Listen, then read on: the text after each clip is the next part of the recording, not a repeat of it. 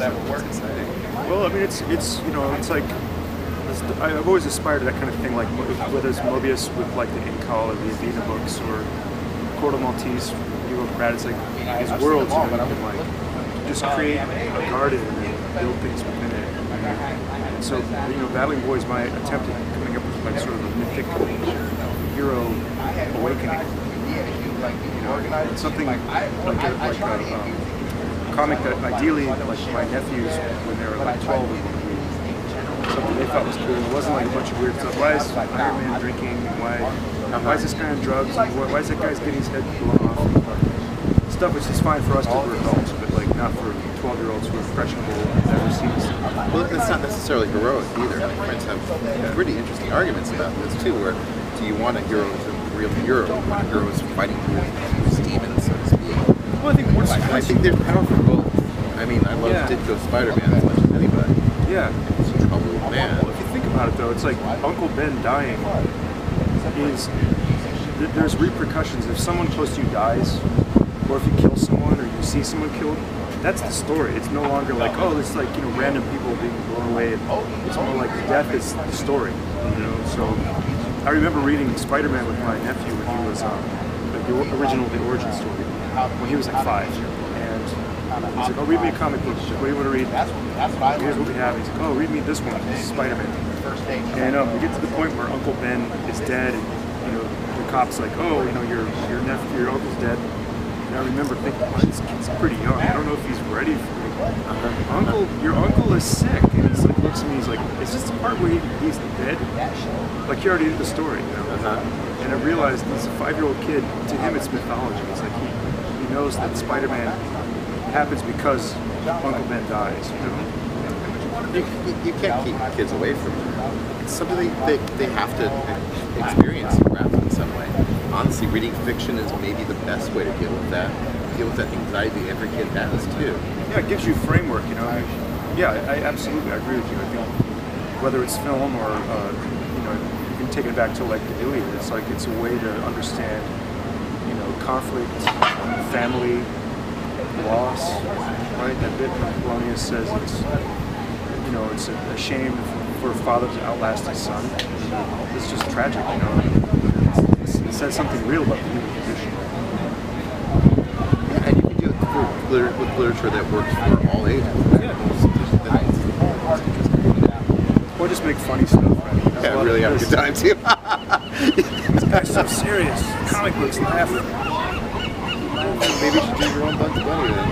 I would, you know, I was excited when it looked like before Disney pulled the rug out of under everybody, and like Mickey Mouse was actually going to be public domain. Right. I was like, man, I cannot wait until Mickey Mouse is public domain. I can do my own Mickey Mouse comic. Those conferences, reprints, we're like amazing. I love his work. It's a whole other Mickey Mouse. It really isn't fighting. Well, he had character back then. Yeah. See what? In a way, I feel like Batman and Donald Duck are very similar because the big brand characters, like Superman and Mickey Mouse, they can't do much because they are holding so much mantle. Whereas the ones with the character are going to be the second character, right? So Batman's got the character, and Donald Duck has the character. Right. Whereas, yeah, you're right. Back in the day, even you know, Superman, the original comics, it's like you know, remember those early ones where it's like he goes in and threatens some banker, like, you got to get this guy alone, otherwise I'm going to drop this vault on you. Oh, I love those. I mean, it really is a Nietzschean Superman, right? Yeah, I was hoping that's where Grant Morrison was going to go when he did Action. The first issue of Action was basically that Superman. Wow. Man, I love that stuff. I read the All-Star. I didn't read these later things. We were just arguing about that. Chris is not a big fan. Well, for me, it's the art, honestly. Like I love John Cassaday's art. Yeah. I love Frank Whiteley. I love Eduardo Riso. There's a lot of artists, Jeff Smith, like different people I'm really into. Like, I'll read anything they do because it's legible. You can read it as pictures. A lot of times, even artists who I would consider to be very talented, drawing, it's like their work is a little hard to decipher, or somehow like you're this disjointed reading quality where you're kind of taken out of the story. You don't want to name any names, but like sometimes it's like, oh, I like this drawing. This is a really good drawing, but it's either too realistic for the subject matter, or like the flow is not happening the right way. Your eye doesn't naturally move across the page, and that kind of thing. I do a lot of reviews of classic comics, and that's what I keep coming back to again, is how the really good artists kind of sublimate themselves, but also that allows them to really come out of it. I mean, Marx is a perfect example. Smith is another. You know, very idiosyncratic in their own thing, but also the story was the main thing. The way the movie ride through the page was the main thing. Or Toth. Yeah. In those IDW collections, you saw like there are places like in which one was it? White Devil or Yellow Devil, where Toth went back and redrew pages because he's like, this isn't simple enough. In some cases, the stuff became like aggressively simple, but it's actually kind of hard to see what's going on because it's so simple. Right. It's like, oh, that's just a foreground silhouette. In the background is a flower crumbling in a guy's hand, like whoever it might be. It's not, you know, as if it were like Norman Rockwell drawing it. It's like abstracted, so it's super simple. Yeah, sometimes you couldn't really tell what was going on from the sea of black. True. Which is interesting from a creative standpoint, and certainly intriguing as a reader. But at the same time, it's not necessarily the most satisfying experience. Yeah, it's dense imagery. It's like Matisse. I think stuff is so simple. It's like, it sounds like a cliche or like a banal comment to say that, but it's like so simple it is complex, right? Right. Well, yeah, he made very specific choices about the way to keep everything as direct as possible. It's fascinating that no one really has done anything quite like that. I mean, Darwin Cook's similar. I think Bruce Timm is similar, but Jean-Paul Leon. Yeah, right. That's a good choice. Our cameraman is nodding. he's in agreement. I think Steve Root when he's. I mean, I think Steve's among the top 5 American cartoonists. I would put John Romita Jr. in that category. I would put Darwin and Jeff Smith in that category. It's probably 5 right there, right? So about 5. Frontier is one of my favorite books. One of the few books I spent $100 for to have the Italian artist edition. It's so well realized. Yeah, I agree. But yeah, you follow your own thing now. I mean, you have these influences. Obviously, you use the art form, but you follow your heart as well. Well, I think in a way, you kind of you draw. I'm mostly right about it. But I think a lot about it. Well, think about your style. Like I think that you can't really control it. It kind of comes out as its own creature. Yeah. You know, at the best you can tame it or try to corral it, right? Like I don't like the way I draw. You know, like if I could, I would rather draw like Steve Lee or draw like Jaime Hernandez or something, or Mobius. I can't really. So it just how it comes out. Right? I do love a brush. I love the facility of the brush, the control. But it kind of comes out on its own. Well, as a reader, that's what's really interesting to me about what I think of auteur comics as opposed to factory comics, which is it's very personal, and it's also like reading someone's handwriting.